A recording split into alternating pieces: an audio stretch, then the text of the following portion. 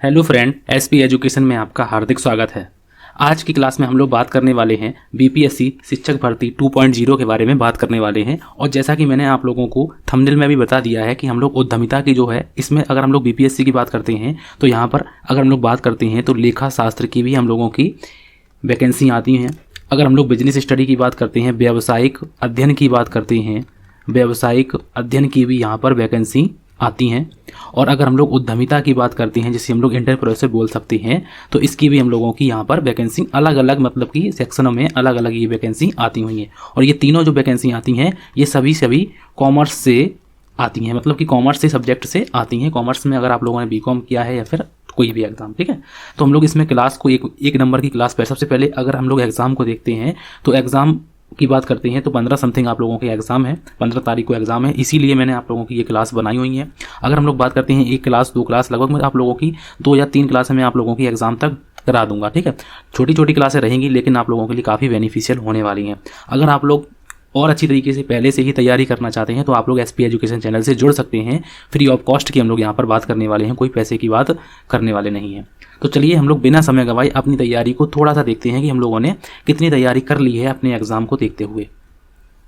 अगर हम लोग बात करते हैं तो आप लोगों को याद रखिए कि आप लोगों को अगर वीडियो अच्छा लगता है तो प्लीज़ आप लोग लाइक कीजिए और एसपी एजुकेशन चैनल को सब्सक्राइब कीजिए, क्योंकि अगर हम लोग बात करते हैं एस्टेट का एक नोटिफिकेशन, आप लोगों का एस्टेट का नोटिफिकेशन आ गया है तो आप लोग फिर से इसमें तैयारी को कर सकते। तो ये एस्टेट का नोटिस जो है ये नोटिफिकेशन आप लोगों का आ गया है, तो इसमें भी हम लोग इसकी भी तैयारी करने वाले हैं। बिहार एस्टेट, अगर हम लोग बिहार एस्टेट की बात करने वाले हैं तो इसकी भी हम लोग तैयारी करने वाले हैं, ठीक है। जब आप लोग पहले एक बार देख लीजिए फिर उसके बाद ही आप लोग चैनल को सब्सक्राइब कीजिए, प्लीज़ लाइक जरूर कीजिए आप लोग।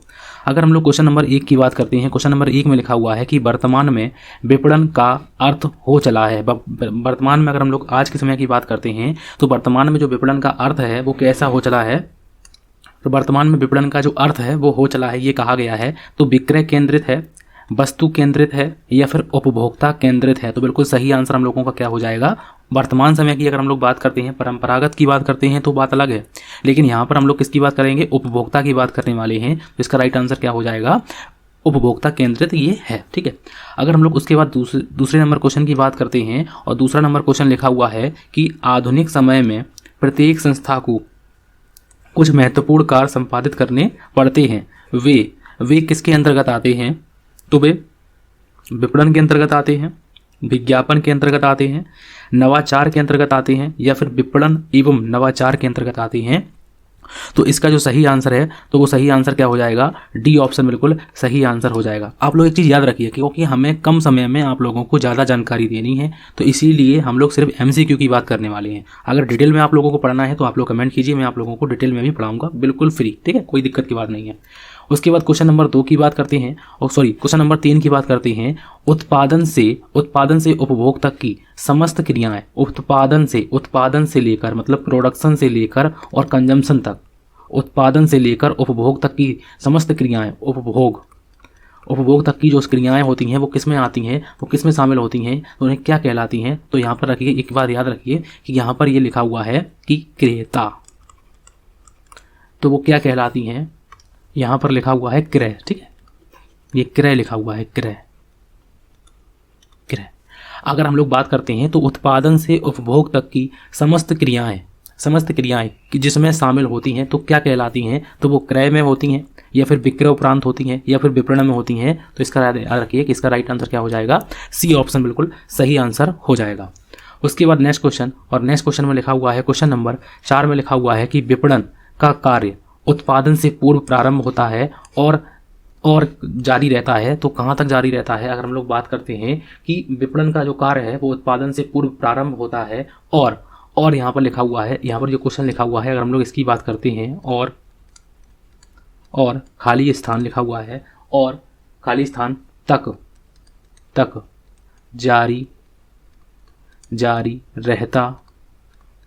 जारी रहता है। अब यहाँ पर पूछा गया है कि विपणन का जो कार्य है वो उत्पादन से पूर्व शुरू हो जाता है, ठीक है, लेकिन वो कहाँ तक जाकर समाप्त होता है, कहाँ पर जाकर रुकता है, तो यहाँ पर पूछा गया है। तो विक्रय पर जाकर वो रुकता है, या फिर विक्रय उपरांत रुकता है। यहाँ पर ये ऑप्शन लिखा हुआ है ये गलत लिखा हुआ है। अगर हम लोग बात करते हैं, थोड़ा सा टाइपिंग एरर मानते हैं, ठीक है, तो विक्रय उपरांत लिखा हुआ है, विक्रयो उपरांत। तो इसका राइट आंसर क्या हो जाएगा? तो इसका राइट आंसर हो जाएगा बी ऑप्शन, बिल्कुल सही आंसर हो जाएगा कि विपणन का जो उत्पादन, जो विपणन का जो कार्य है वो उत्पादन से पूर्व प्रारंभ होता है और विक्रय उपरांत भी जारी रहता है। ठीक है, क्योंकि विक्रय के उपरांत भी हम लोगों को बहुत सी सेवाएं देती हैं, जैसे हम लोग मरम्मत की बात करते हैं, हम लोग सुपुर्दगी की बात करते हैं, सेल्स प्रमोशन की बात करते हैं, जब डिटेल में पढ़ेंगे तब की बात। ठीक है, उसके बाद नेक्स्ट क्वेश्चन, और नेक्स्ट क्वेश्चन में लिखा हुआ है क्वेश्चन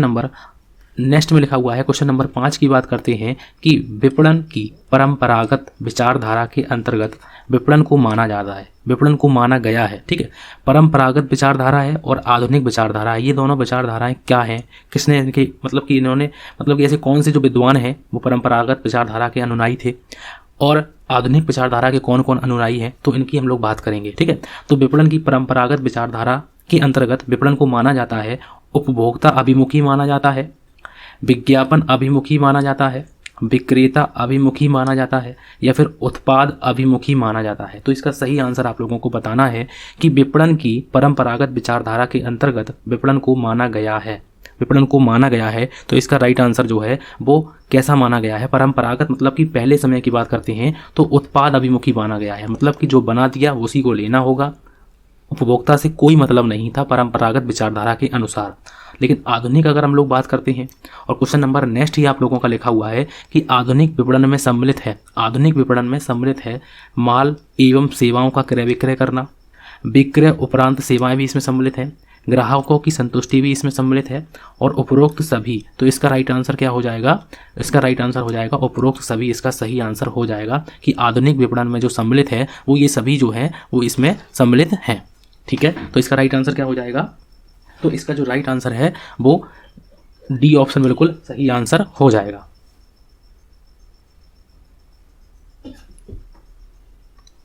और नेक्स्ट क्वेश्चन में लिखा हुआ है, क्वेश्चन नंबर अगर हम लोग 7 की बात करते हैं, क्वेश्चन नंबर 7 में लिखा हुआ है कि विपणन एक क्रिया है। विपणन एक कैसी क्रिया है? मानवीय क्रिया है, सामाजिक क्रिया है, आर्थिक क्रिया है, या फिर उपरोक्त सभी है। तो इसका सही आंसर आप लोगों को बताना है कि विपणन एक क्रिया है, तो विपणन एक जो क्रिया है वो मानवीय क्रिया भी है, सामाजिक क्रिया भी है, आर्थिक क्रिया भी है। तो इसका राइट आंसर क्या हो जाएगा? डी ऑप्शन बिल्कुल सही आंसर हो जाएगा। ठीक है, उसके बाद नेक्स्ट क्वेश्चन, और नेक्स्ट क्वेश्चन में लिखा हुआ है क्वेश्चन नंबर 8 की बात करते हैं। क्वेश्चन नंबर 8 में लिखा हुआ है कि नई विपणन विचारधारा का उद्देश्य है। नई विपणन विचारधारा का क्या उद्देश्य है? अधिक विक्रय करना, अधिक लाभ कमाना, ग्राहकों की संतुष्टि से लाभ कमाना, या फिर बाजार को हथियाना।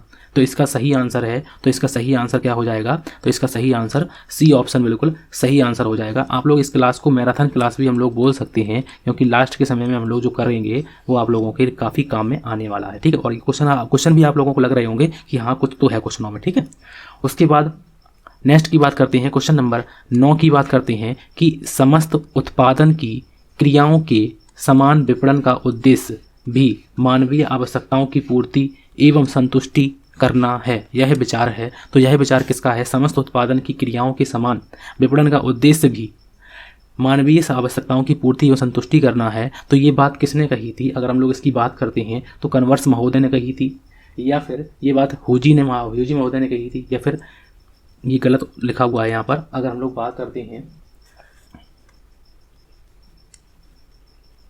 तो ये ह्यूजी है। ठीक है, ह्यूजी के, या फिर मिचेल ने कही है, यह बात मिचेल ने कही है, या फिर उपरोक्त सभी ने कही है। तो ये बात सभी ने कही है, इसलिए राइट आंसर क्या हो जाएगा? डी ऑप्शन बिल्कुल सही आंसर हो जाएगा। और हो सकता है आप लोग पर कुछ परिभाषाओं को याद भी ना कर पाएँ, और हो सकता है कुछ परिभाषाएं आप लोगों को याद हो जाएं सामने से देखते हुए। ठीक है, क्योंकि याद तो करना नहीं हम लोगों को, तो ऑप्शन ही वहीं पर भी ऑप्शन भी मिलेंगे, क्लिक करना है, बस थोड़ा सा ध्यान रखना है।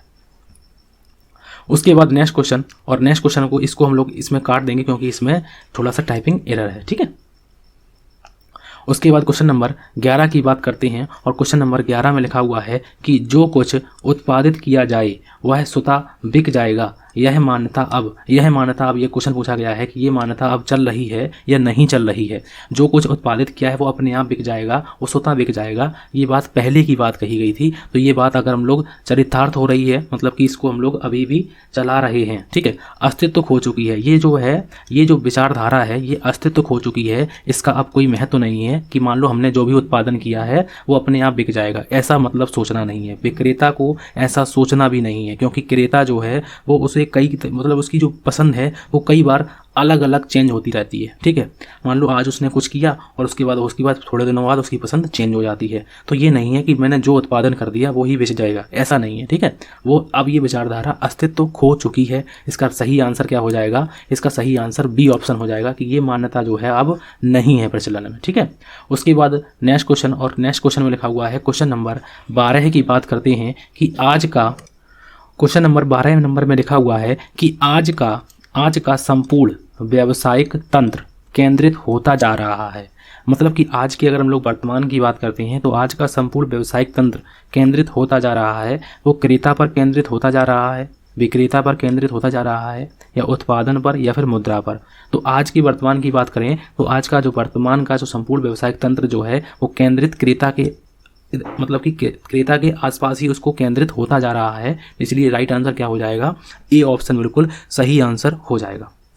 उसके बाद नेक्स्ट क्वेश्चन की बात करते हैं, क्वेश्चन नंबर 13 की बात करते हैं, और 13 नंबर में लिखा हुआ है कि विपणन का महत्व इसलिए अधिक बढ़ गया है क्योंकि यह समाज के जीवन स्तर को बनाए रखता है, समाज के जीवन स्तर को उठाता है, एक सामाजिक क्रांति लाता है, या फिर उपरोक्त सभी। तो विपणन का जो महत्व है वो अधिक बढ़ गया है, तो इसका सही आंसर जो है वो हो जाएगा उपरोक्त सभी। हो सकता है आप लोगों से ये भी पूछा जाए कि विपणन का महत्व अधिक बढ़ गया है, इनमें से कौन से महत्व नहीं है, ऐसे भी क्वेश्चन पूछे जा सकते हैं। ठीक है, ये नहीं सोचिए कि आप लोगों को ऐसे ही क्वेश्चन आएंगे, लेकिन समझ विकसित कर एक बार हो गई तो बिल्कुल क्लियर हो जाएगा। ठीक है, कुछ क्वेश्चन सरल भी होंगे, कुछ क्वेश्चन कठिन भी होते हैं। ठीक है, तो आप लोग याद रखिएगा। ठीक है, उसके बाद अगर हम लोग बात करते हैं क्वेश्चन नंबर 14 की बात करते हैं कि विक्रय के उपरांत सेवाओं में शामिल होता है। ये क्वेश्चन अच्छा है।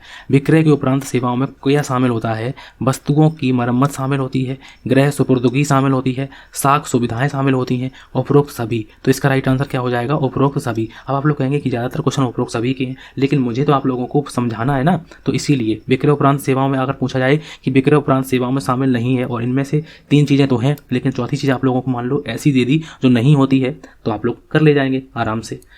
अगर आप लोगों को वीडियो अच्छा लग रहा है तो प्लीज़ आप लोग एसपी एजुकेशन चैनल को सब्सक्राइब जरूर करें। ठीक है, उसके बाद हम लोग नेक्स्ट क्वेश्चन की तरफ पढ़ते हैं, और नेक्स्ट क्वेश्चन में लिखा हुआ है क्वेश्चन नंबर 15 में लिखा हुआ है, अगर हम लोग 15 की बात करते हैं में लिखा हुआ है कि नए बाजारों की खोज, नए ग्राहक बनाना, विक्रय उपरांत सेवाएं उपलब्ध कराना एवं स्थायी मांग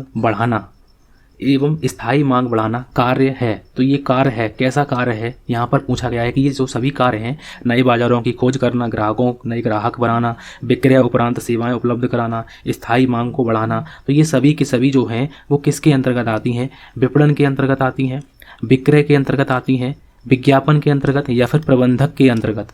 तो ये जो हैं, ये सभी की सभी बातें जो हैं वो हम लोगों की किसके अंतर्गत आती हैं? तो विपणन के अंतर्गत आती हैं। तो इसकी राइट आंसर क्या हो जाएगा? ए ऑप्शन बिल्कुल सही आंसर हो जाएगा।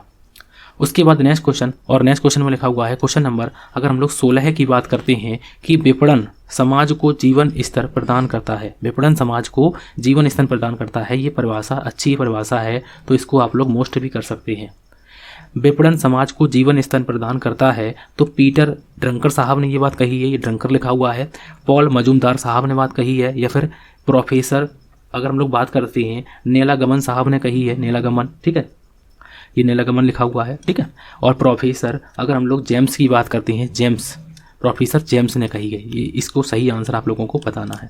तो ये परिभाषा की अगर हम लोग बात करते हैं तो ये पॉल मजूमदार साहब के यह कथन है, तो उन्होंने कहा था कि विपणन समाज को जीवन स्तर प्रदान करता है, तो इसलिए राइट आंसर क्या हो जाएगा?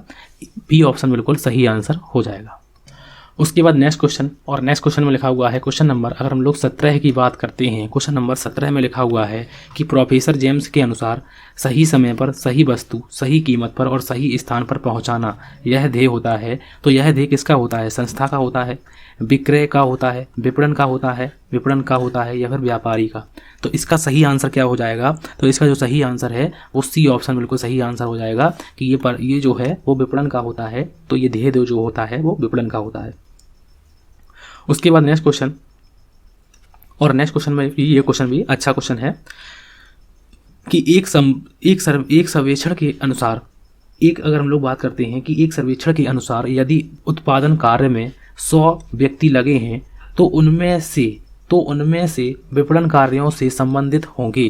तो उनमें से कितने व्यक्ति जो हैं वो विपणन कार्यों में संबंधित होंगे? तो 50%, 60%, 70% या फिर 80%। तो इसका याद रखिए कि इसका सही आंसर क्या हो जाएगा कि 80% लोग, मतलब कि 100 लोग लगे हैं तो इसमें से 80% लोग जो है वो विपणन कामों में लगे होंगे। तो इसका राइट आंसर क्या हो जाएगा? सी, मतलब डी ऑप्शन बिल्कुल सही आंसर हो जाएगा। उसके बाद नेक्स्ट क्वेश्चन, और नेक्स्ट क्वेश्चन में लिखा हुआ है, क्वेश्चन नंबर 19 में लिखा हुआ है कि किसी भी देश का आर्थिक विकास उस देश की विपणन व्यवस्था में प्रतिबिंबित होता है। यह कथन किसका है? तो ये कथन विलियम जे स्टैंडन का है या फिर ऑलबर्न का है या फिर जेम्स का या पीटर एफ ड्रंकर का। तो इसका सही आंसर जो है वो विलियम जे स्टैंडन का है। उन्होंने ये बात जो है कही थी कि किसी भी देश का आर्थिक विकास उस देश की विपणन व्यवस्था में प्रतिबिंबित होता है। तो ये बात जो है वो ये ऑप्शन बिल्कुल सही आंसर हो जाएगा। विलियम साहब ने ये बात कही थी।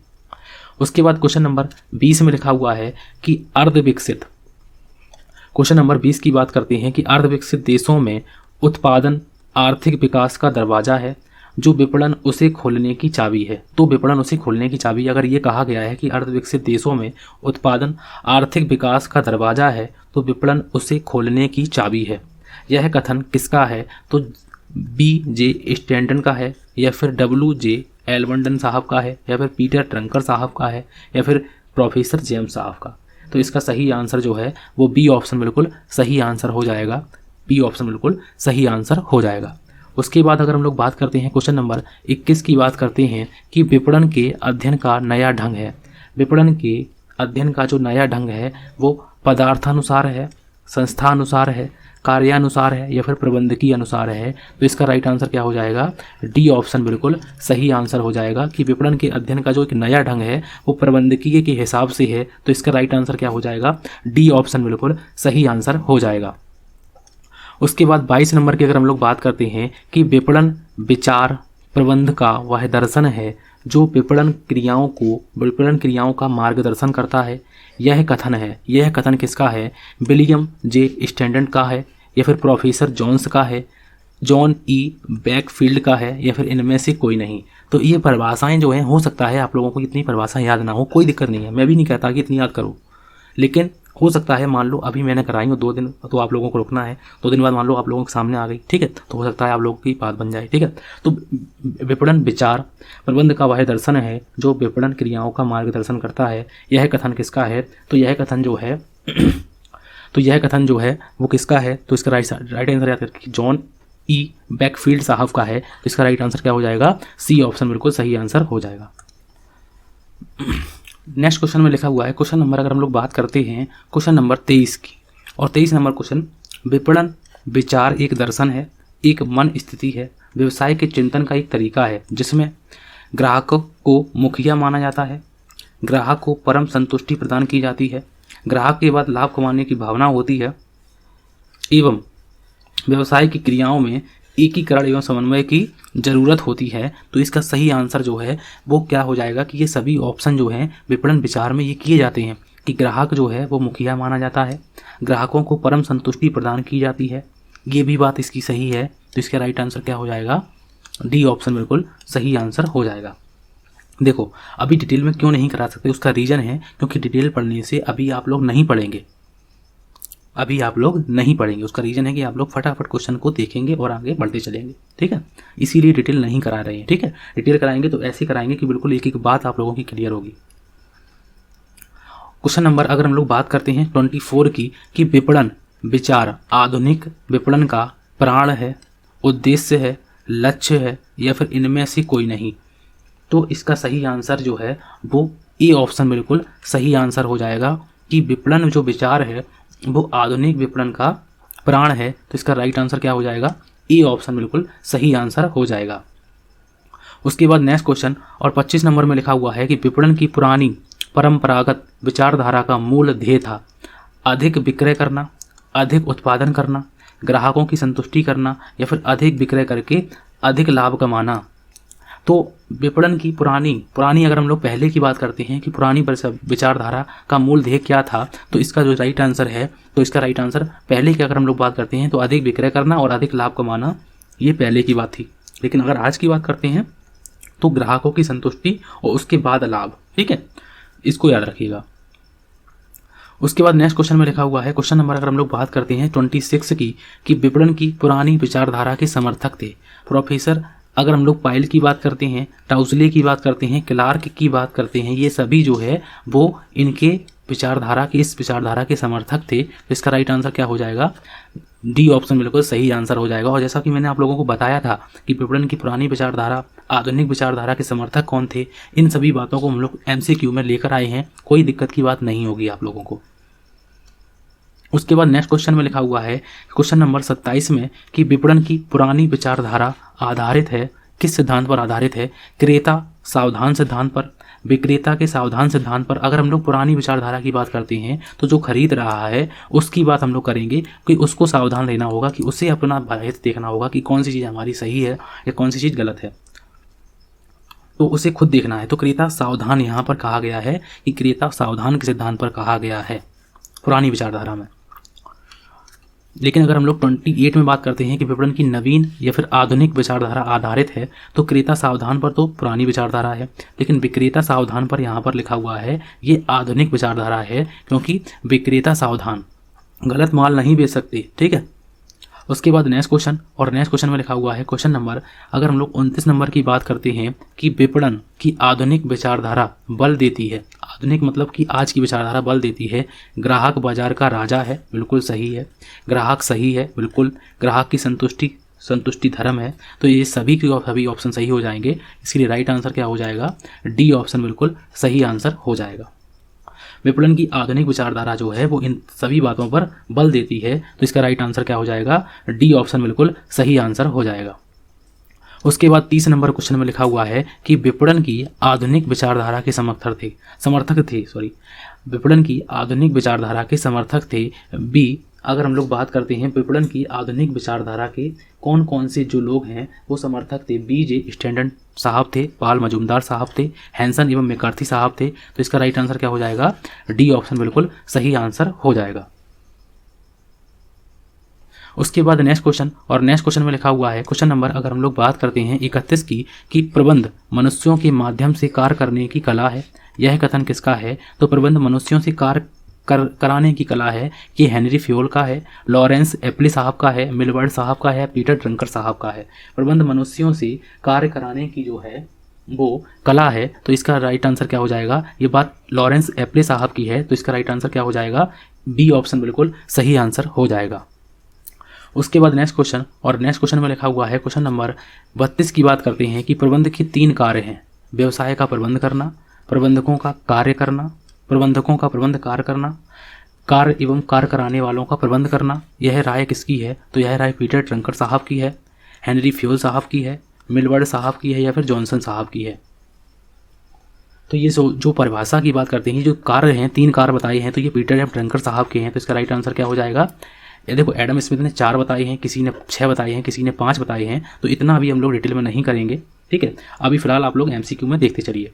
उसके बाद हम लोग नेक्स्ट क्वेश्चन की बात करते हैं, और नेक्स्ट क्वेश्चन में लिखा हुआ है, क्वेश्चन नंबर 33 में, कि कार्यक्रमों का विश्लेषण करना, नियोजन करना, पूरा करना एवं नियंत्रण करना विपणन प्रबंध कहलाता है। यह मत किसका है? तो ये जो है, अगर हम लोग इसकी बात करते हैं तो ये फिलिप कोटलर साहब का है। इसका राइट आंसर क्या हो जाएगा? सी ऑप्शन बिल्कुल सही आंसर हो जाएगा। उसके बाद नेक्स्ट क्वेश्चन की बात करते हैं, क्वेश्चन नंबर 34 की बात करते हैं कि विपणन प्रबंध के अंतर्गत जोर दिया जाता है। विपणन प्रबंध के अंतर्गत जोर दिया जाता है उपभोक्ता की आवश्यकता पर, उपभोक्ता की संतुष्टि पर, उत्पादन से उपभोग तक की क्रियाओं का समन्वय करने पर, या फिर उपरोक्त सभी। तो विपणन प्रबंध के अंतर्गत जोर दिया जाता है, तो हम लोग इसकी बात करते हैं डी ऑप्शन बिल्कुल सही आंसर हो जाएगा, कि उपरोक्त सभी की बात हम लोग यहाँ पर करने वाले हैं। उसके बाद नेक्स्ट क्वेश्चन में अगर हम लोग बात करते हैं क्वेश्चन नंबर 35 में लिखा हुआ है कि विपणन प्रबंध की विचारधारा का जन्म हुआ। विपणन प्रबंध की विचारधारा का जन्म हुआ भारत में, अमेरिका में, जापान में या फिर रूस में। याद रखिए इसका जो जन्म है वो कहाँ हुआ, अमेरिका में हुआ है। तो इसका राइट आंसर क्या हो जाएगा, इसका राइट आंसर है बी ऑप्शन, बिल्कुल सही आंसर हो जाएगा।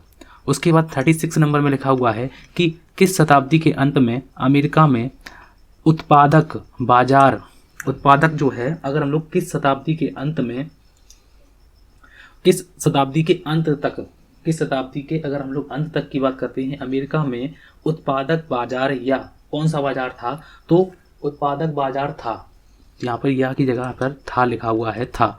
तो 18वीं शताब्दी तक, 19वीं शताब्दी तक, 20वीं शताब्दी तक। तो याद रखिए कि किस शताब्दी के अंत तक अमेरिका में उत्पादक बाजार था, तो याद रखिए कि वो 19वीं शताब्दी तक था। तो इसका राइट आंसर याद रखिए बी ऑप्शन बिल्कुल सही आंसर हो जाएगा। उसके बाद 37 नंबर में लिखा हुआ है कि यह माना जाता है कि विज्ञापन विक्रय को बढ़ाता है, महंगा करता है, आसान करता है या फिर प्रभावी बनाता है। तो इसका राइट आंसर आप लोगों को बताना है कि इसका राइट आंसर क्या हो जाएगा।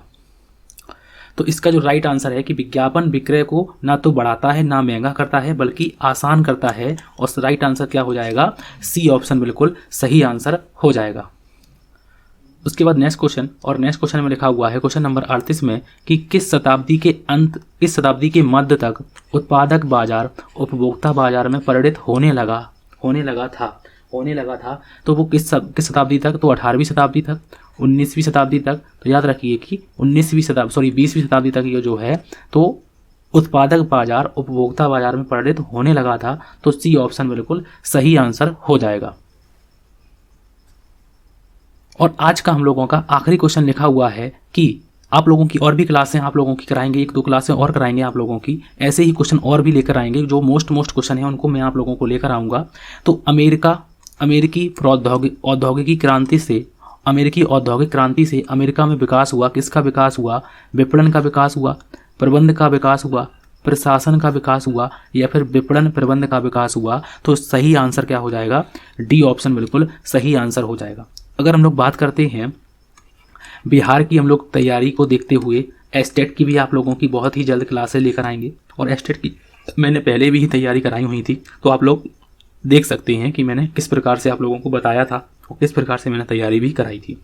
सिलेबस की बात हम लोग पहले ही इसमें, अगर आप लोगों को सिलेबस नहीं है मालूम तो आप लोग सिलेबस भी देख सकते हैं। एस्टेट का सिलेबस मैंने आप लोगों को वीडियो प्रोवाइड कर रखा है, और बहुत से जो है क्लासें आप लोगों की पहले ही करा दी हैं, लेकिन फिर भी हम लोग नई तरीके से तैयारी को करने वाले हैं। 2000 अगर हम लोग 24 की बात करते हैं, 2024 में हम लोग एस्टेट की बात करेंगे तो हम लोग उसकी भी तैयारी कराएंगे। लेकिन फिलहाल हम लोग एग्जाम को ध्यान में रखते हुए मैंने ये क्लास आप लोगों को बनाई है, और भी आप लोगों की 1-2 क्लासें और बनाएंगे क्योंकि आप लोगों के एग्जाम को देखते हुए। तो आज की क्लास आप लोगों को कैसी लगी, अगर आप लोगों को अच्छी लगती है तो प्लीज़ आप लोग लाइक करें और एसपी एजुकेशन चैनल को सब्सक्राइब जरूर करें, क्योंकि मैं आप लोगों के लिए कॉमर्स में चाहे कोई भी तैयारी की बात करें, चाहे हम लोग एकलव्य, अगर हम लोग एकलव्य मॉडल की बात करें, ईएमआरएस की बात करते हैं, ईएमआरएस की, या फिर हम लोग किसी भी एग्जाम की बात करते हैं, हम लोग यहाँ पर करने वाले हैं कॉमर्स से रिलेटेड। और भी हिंदी भी आप लोगों की जल्दी जल्द, झारखंड मतलब जैसे मान लो कि हिंदी भी बहुत जगह पूछी जाती है, तो हिंदी की भी मैं आप लोगों की क्लासें लेकर आने वाला हूँ। तो बस आप लोग एसपी एजुकेशन से जुड़ जाइए। और आज की क्लास के लिए थैंक यू फॉर वॉचिंग।